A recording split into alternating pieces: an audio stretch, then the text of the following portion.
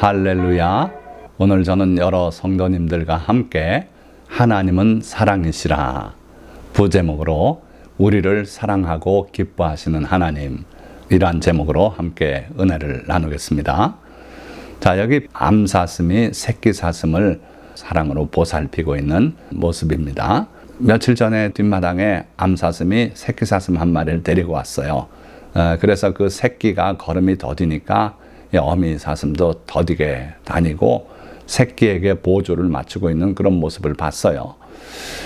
이렇게 짐승도 자기 새끼를 사랑하고 하는데 그 사랑이 더러울 것이 없는 사랑 같아요. 우리 사람도 그렇지 않습니까? 아기를 출산하고 양육하는 과정에서 기저귀를 몇 번을 갈아주는지 아십니까? 수없이 갈아주면서 그때마다 이게 더럽다고 인상을 찌그리고 하는 어머니는 별로 없어요. 그걸 더럽게 여기지 않고 씻어주고 혹시라도 피부에 발진이라도 나지 않나 살펴보고, 이게 어머니의 사랑이다. 어머니뿐 아니라 이 짐승의 어미도 다 이런 사랑이 있는 것 같더라는 거죠.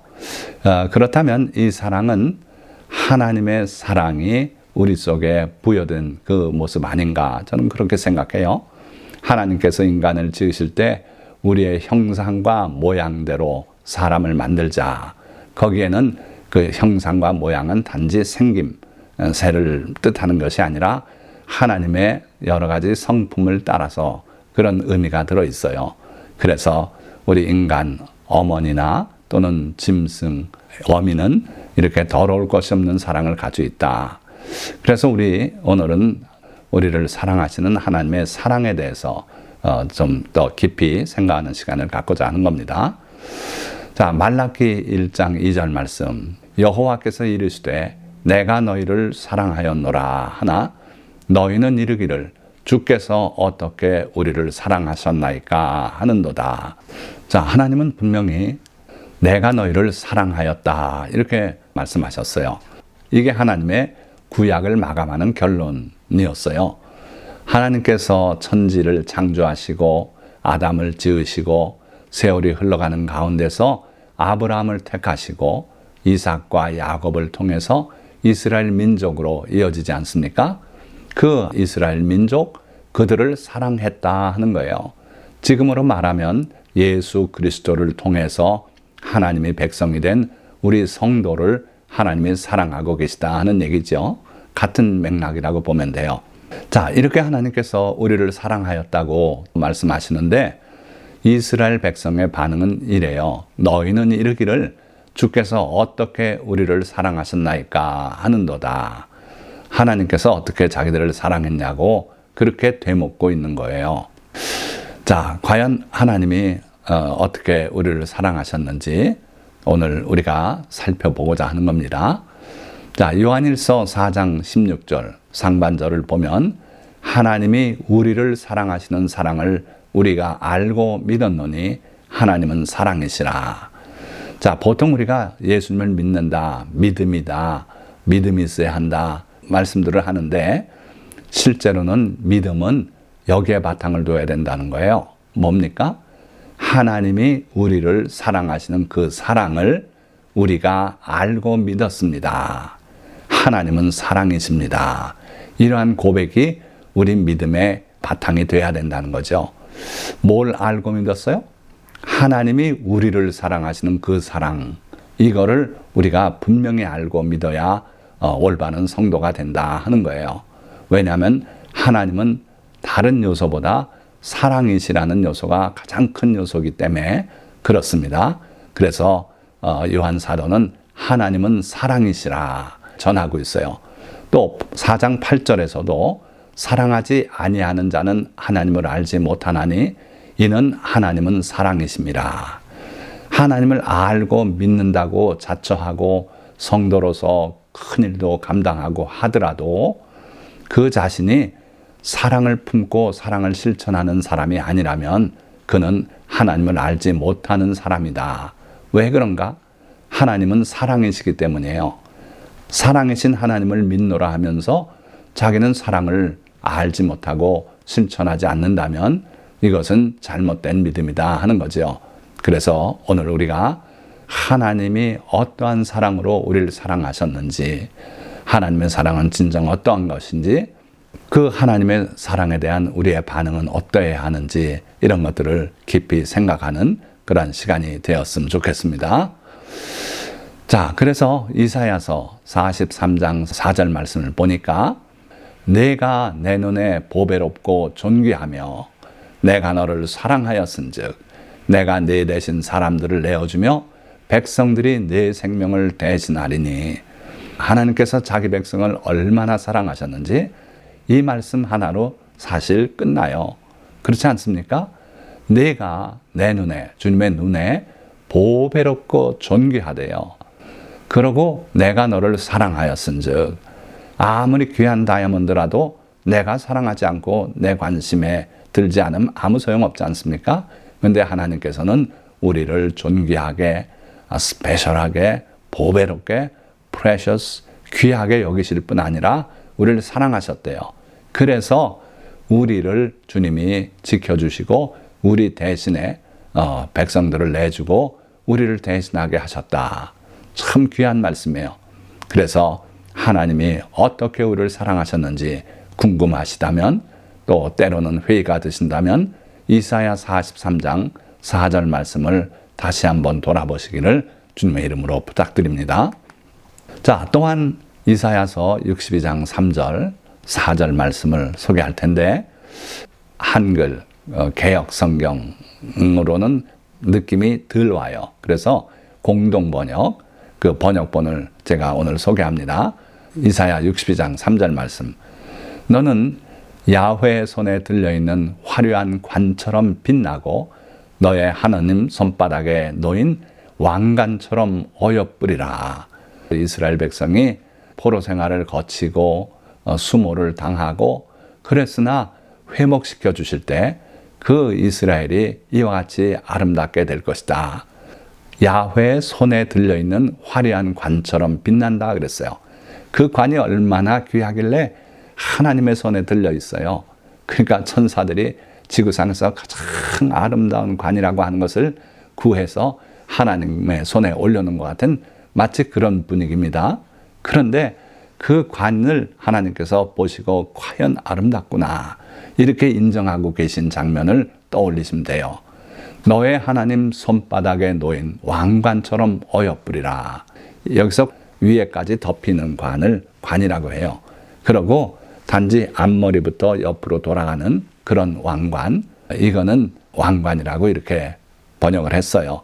어찌됐든 왕관이 됐든 관이 됐든 우리는 하나님의 손에 놓여있는, 하나님께서 어여쁘게 보시고 귀하게 보시고 감탄까지 하시는 그러한 존재다. 여러분들이 그렇다는 걸 믿으시기 바라요. 그래서 그게 바로 하나님의 사랑이다. 우리를 사랑하시는 사랑이다 하는 거예요. 자, 이어서 4절 말씀 보니까 다시는 너를 버림받은 자라 부르지 아니하며 다시는 내 땅을 황무지라 부르지 아니하고 오직 너를 헵시바라 하며 내 땅을 비울라라 하리니 이는 여호와께서 너를 기뻐하실 것이며 내 땅이 결혼한 것처럼 될 것임이니라. 그 고난을 이겨낸 이스라엘 백성을 하나님께서는 이제는 버림받은 자라고 부르지 않겠대요. 그 황무지가 되었던 이스라엘 땅, 그 땅을 다시는 황무지라 부르지 아니하시겠대요. 그리고 너를 헵시바라 하고 내 땅을 비울라라 하리니, 이게 뭔지 아시겠습니까? 잘 모르시죠? 목사님들이 설교를 통해서 해설을 해주시고 그러면 좀 이해가 되는 것 같았다가도 또다시 잃어먹고 하는 단어인데, 자, 이 단어가 뭘 뜻하는지를 명확하게 보기 위해서 바로 앞절도 그랬듯이 공동 번역을 한번 보겠습니다. 자, 보니까 다시는 너를 버림받은 여자라 하지 아니하고, 구약 당시에 결혼했다가 소방 맞은 여자 얼마나 천하게 여기지 않겠습니까? 그것처럼 부끄러움을 무릅쓴 나라 이스라엘, 그 이스라엘을 하나님께서 이렇게 사랑하시겠다는 거예요. 다시는 너를 버림받은 여자라 하지 아니하고 너의 땅을 소박되기라 하지 아니하리라. 이제는 너를 사랑하는 나의 임이라 너의 땅을 내 아내라 부르리라. 여호와께서 너를 사랑해 주시고 너의 땅의 주인이 되어 주시겠기 때문이라. 그러니까 헵시바, 뷰라 이 단어가 이걸 의미한다는 거예요. 사랑하는 나의 님, 또 내 아내라고 하나님께서 우리를 부르시고 사랑하시겠다는 거예요. 하나님의 사랑이 이러한 사랑입니다. 또 호세아 11장 8절 말씀 보니까 에브라임이여 내가 어찌 너를 놓겠느냐, 이스라엘이여 내가 어찌 너를 버리겠느냐, 내가 어찌 너를 아드마같이 놓겠느냐, 어찌 너를 스보임같이 두겠느냐, 내 마음이 내 속에서 돌이켜 나의 국률이 온전히 불붙듯 하도다. 자, 하나님께서는 이스라엘을 애칭으로 에브라임이라고 여기 부르셨는데, 내가 어찌 너를 놓겠느냐, 어떻게 이스라엘을 내가 포기하겠느냐, 아주 잊어먹고 아주 망하게 하고 그렇게 할 수 있겠느냐, 못 하시겠다는 거예요. 이스라엘 백성이 그 우상을 섬기고 바벨론에게 망하기 직전에 얼마나 수백 년을 거쳐서 하나님을 노엽게 하지 않았습니까? 그럼에도 불구하고 하나님께서는 어찌 내가 너를 놓겠느냐, 내가 어찌 너를 버리겠느냐, 내가 어찌 너를 아드마같이 놓겠느냐, 어찌 너를 스보임같이 두겠느냐. 여기서 아드마, 스보임은 잘 모르는 지명이죠. 이게 소돔과 고모라가 멸망받을 때 일시에 함께 그 지역이 다 멸망받았어요. 그래서 소돔, 고모라, 아드마, 스보임 이 성읍이 망했는데 그 성읍 두 개, 우리가 잘 모르는 이름을 지금 말씀하는 거예요. 하나님이시기 때문에 그 성읍들을 기억하시는 겁니다. 자, 그렇게 해서 그들과 같이 내가 너희를 온전하게 포기하고 멸망시키고 그럴 수 없다. 내 마음이 내 속에서 국률이 온전히 불붙듯 한다 하시면서 이스라엘을 향한, 하나님의 백성을 향한 사랑을 표현하셨어요. 자, 또 스바냐 3장 17절 말씀도 보니까 잘 알려진 말씀 아닙니까? 너의 하나님 여호와가 너의 가운데 계시니 그는 구원을 베푸실 전능자시라. 그가 너로 말미암아 기쁨을 이기지 못하시며 너를 잠잠히 사랑하시며 너로 말미암아 즐거이 부르며 기뻐하시리라.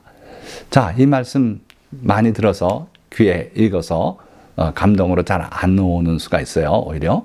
그런데 잘 보시면 너의 하나님 여호와가 너의 가운데 계신다는 거예요. 우리 삶에 하나님이 와 계신다는 거예요. 그의 천사를 명하여 우리의 발을 지켜서 돌에 부딪히지 않게 하실 뿐 아니라 우리의 모든 소원과 하나님께 드리는 기도를 하나님이 와서 귀 기울여 들으신다는 거예요. 함께 계신다는 거예요. 그 하나님은 우리에게 구원을 베푸실 힘이 있는 전능자시다. 이 말씀만 들어도 할렐루야, 아멘 하지 않겠습니까? 그런데 그 다음 말씀 보니까요. 그가 너로 말미암아 기쁨을 이기지 못하시며 너를 잠잠히 사랑하시며 너로 말미암아 즐거이 부르며 기뻐하시리라. 여기 즐거이 부른다 그래서 여보세요 하고 외쳐 부르는 이걸로 오해할 수도 있는데 아니고요.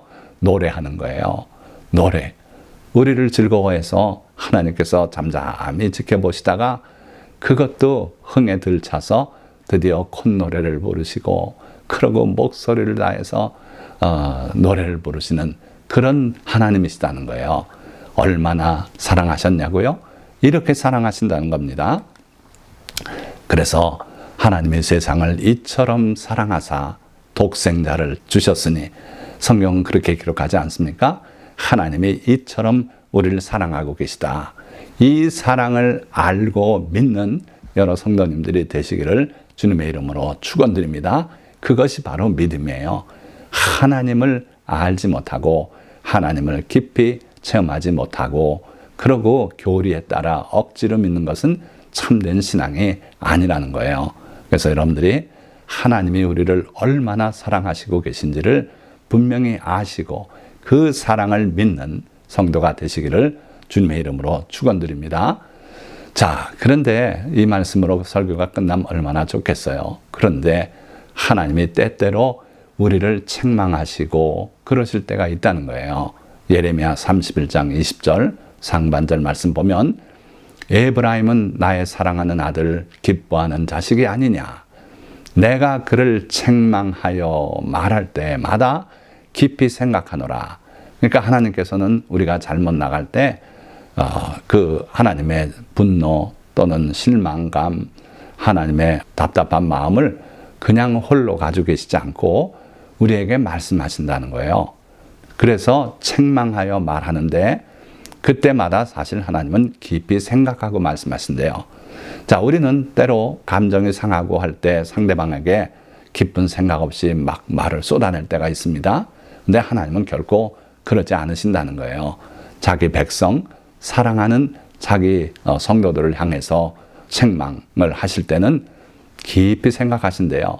우리의 심령을 아시기 때문에 마음 상하지 않도록, 우리가 실망하고 뒤로 물러가지 않도록 깊이 돌보시고 그러고 말씀하신다는 거예요. 이것도 사랑 아닙니까?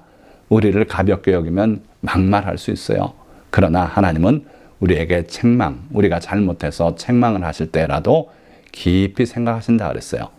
그러고도 우리가 또 충격받고 마음 아파하고 하나님을 두려워하고 그럴까봐, 그러므로 그를 위하여 내 창자가 들끓으니 내가 반드시 그를 불쌍히 여기리라. 여호와의 말씀이니라. 자, 예수님이 불쌍히 여겨서 일을 하셨다 그랬잖아요. 그 불쌍히 여긴다는 게 헬라어로는 비장이 뒤틀리는 그러한 고통을 말한다 그랬어요. 그런데 그 근본이 이 구약의 하나님의 말씀에서도 발견이 되고 있어요.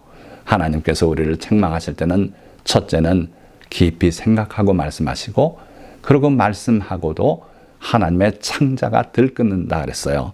우리말로는 애끓는다 그러지요. 그런 마음으로 자식을 책망하시는 하나님이시다. 그러니 책망하시는 것조차도 이렇게 하시니 얼마나 감사하지 않습니까? 이게 하나님의 사랑이다 하는 거예요. 자, 예수님께서 탕자 비유를 우리에게 들려주실 때도 누가복음 15장 20절 하반절 말씀 보니까 아직도 거리가 먼데 아버지가 그를 보고 측은히 여겨 달려가 목을 안고 입을 맞추니, 그 아버지는 아들이 돌아오기를 날마다 학수고대했어요. 비록 그 재산을 다 들고 나가서 소식 없이 지내는 그런 자식이에요. 괘씸하죠. 그러나 그 아버지는 자식을 그렇게 괘씸하게 여기지 않으시고 날마다 얘가 언제 돌아오려나 밖을 내다보고 있었어요. 드디어 그날이 왔어요. 아들이 돌아오는데 저 멀리 동네 입구에 돌아오는 그 아들 모습을 보고 아버지는 대번에 알아봅니다. 그를 보고 측은히 여겨 달려갔다 그랬어요. 이 노친이 달려가다 넘어지면 뼈가 부러지고 그러지 않겠습니까? 그런데도 불구하고 달려갔다 그랬어요. 그리고 목을 안고 입을 맞추니, 이게 하나님의 우리를 향한 사랑을 잘 드러내고 있는 거 아닙니까? 그렇습니다. 하나님은 우리를 이렇게 사랑해요. 우리가 죄를 짓고 주님을 떠나서 나가 있는 동안도 하나님은 번개로 때려서 우리를 없애지 않으시고 돌아오길 기다리고 계시고, 우리가 주님께 돌아가기만 하면 이렇게 멀리서도 알아보시고 달려 나오시는 아버지시다. 얼마나 사랑하셨냐고요? 이 아버지처럼 우리를 사랑하셨다는 거예요. 누가복음 12장 32절의 말씀을 보면 예수님께서 자기를 따르는 무리를 보고 이렇게 말씀하세요. 적은 무리여, 무서워 말라. 너희 아버지께서 그 나라를 너희에게 주시기를 기뻐하시느니라. 여기서 적은 무리는 죄인이었던 사람들이에요. 그리고 세리였던 사람, 병들었던 사람, 눈 멀었던 사람. 그러나 주께서 그들을 불러주시고 병을 고쳐주시고 눈을 뜨게 하시고 그렇게 해서 성도가 되게 하신 무리들이에요. 자, 우리가 주님의 은혜를 입고 주님의 성도가 되었습니다. 그 성도들에게 주님은 그 나라를 주시기를 기뻐하신대요. 억지로 주는 게 아니에요. 아, 저런 자를 천국에 받아들이면 천국이 뭐가 되겠냐 염려 근심하시면서 받아들이는 건 아니에요. 기뻐하신다 그랬어요. 자, 그럼에도 불구하고 성도들이 존 버년의 철로역정, 성도의 구원받은 이후의 삶, 이걸 잘 그린 아주 훌륭한 책이죠.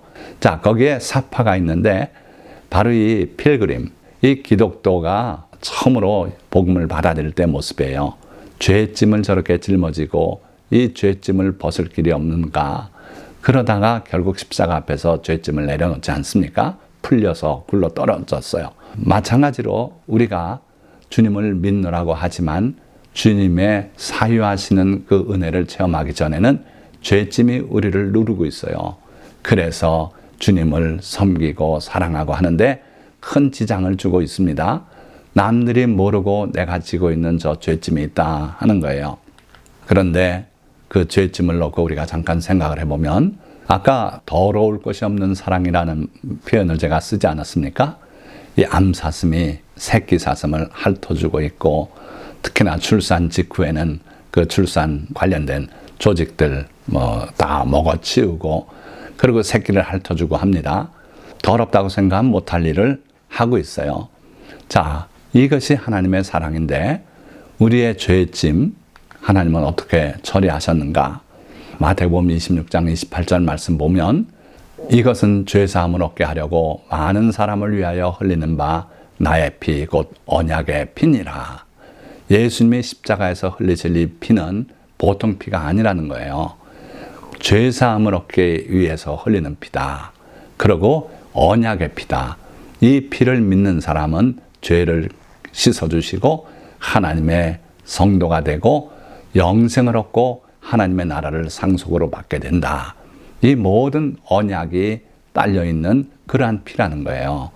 자, 그래서요, 예수 믿고 십자가를 바라보는 사람들은 자기의 죄를 주님께 고백하고 그리고 마음 아파하고 회개한 이상 그 죄는 이제는 여러분들의 문제가 아니에요. 주님께서 여러분들의 그 죄를 씻기 위해서 보혈을 흘려주셨고 약속을 하셨기 때문에 그래요. 자, 시편 130편 4절 말씀도 보시면 사유하심이 주께 있으면 주를 경외하게 하심이니이다. 하나님께 나아가면 하나님 앞에서 우리가 받는 은혜들이 있는데 뺄 수 없는 것이 사유하심이에요. 우리의 죄를 우리가 짊어지고 살고 있고 남에게 숨긴 죄도 있고 회개한다고 주님 앞에 고백한 죄도 있고 다 있는데 그 죄 문제가 실제로 깨끗하게 해결되는 것은 하나님께서 하시는 일이에요.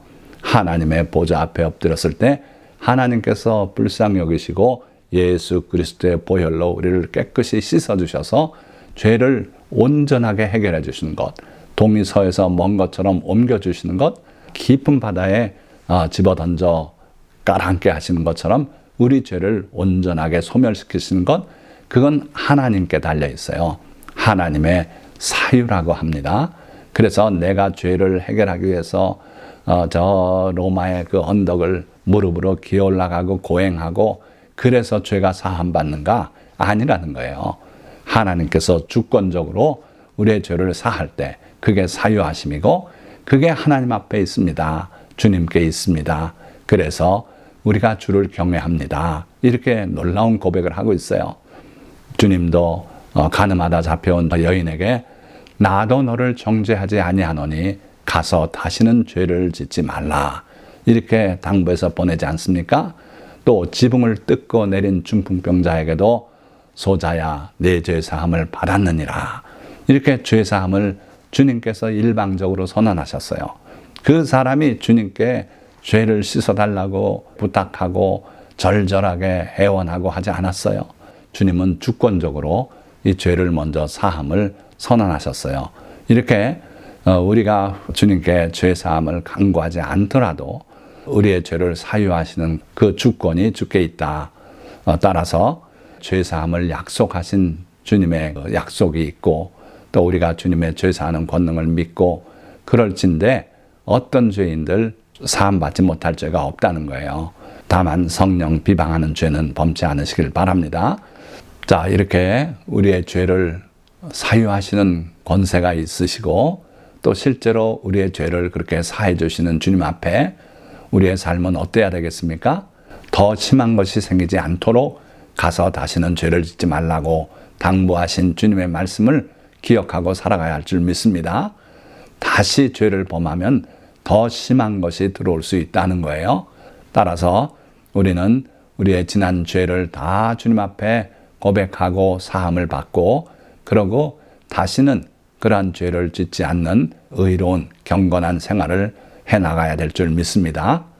자, 마치 암사슴이 더러울 것이 없는 사랑으로 자기 새끼의 오물들을 다 치우고 하는 것처럼 주님은 우리를 사랑하시되 우리의 모든 죄 문제도 더러워하지 않고 감당하셨어요. 그래서 우리가 주님을 사랑하고 주님 앞에 나갈 수 있는 겁니다. 그러니 너는 마음을 다하고 뜻을 다하고 힘을 다하여 내 하나님 여호와를 사랑하라. 이 말씀대로 우리가 모든 죄를 주님께 맡기고 주님께 회개하고 죄 사함을 받고 주님을 사랑해야 합니다. 죄의 짐을 계속 짊어지고 주님을 사랑하긴 힘들어요. 우리의 힘을 다하기 위해서는 죄의 짐을 내려놓고 그 문제를 깨끗이 해결하고 주님께서 우리의 죄를 사하심을 믿고 주님을 사랑하시기를 예수 그리스도의 이름으로 축원합니다. 자, 말씀을 맺겠습니다.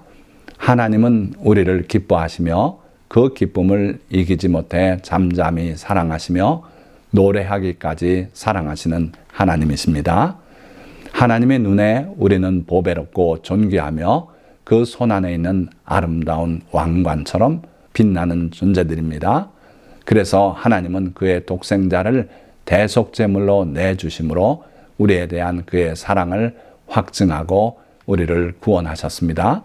그러나 책망하여 바로잡아야 할 때는 깊이 생각하시고 애끓는 마음으로 꾸짖으시며 매를 들기도 하십니다. 그럴 때 우리는 돌이켜 주님의 품으로 돌아가야 합니다. 그러면 주님은 우리 죄를 씻어 깨끗하게 하시고 사랑하실 것입니다. 이 하나님을 찬양하며 마음을 다하고 뜻을 다하고 힘을 다하여 사랑합시다. 할렐루야. 오늘 이 말씀을 들은 모든 성도님들이 우리를 사랑하신 하나님의 사랑이 어떠한 사랑인지를 분명하게 알고 믿고 주님을 사랑하는 성도님들이 다 되시기를 예수 그리스도의 이름으로 축원드립니다. 기도하겠습니다.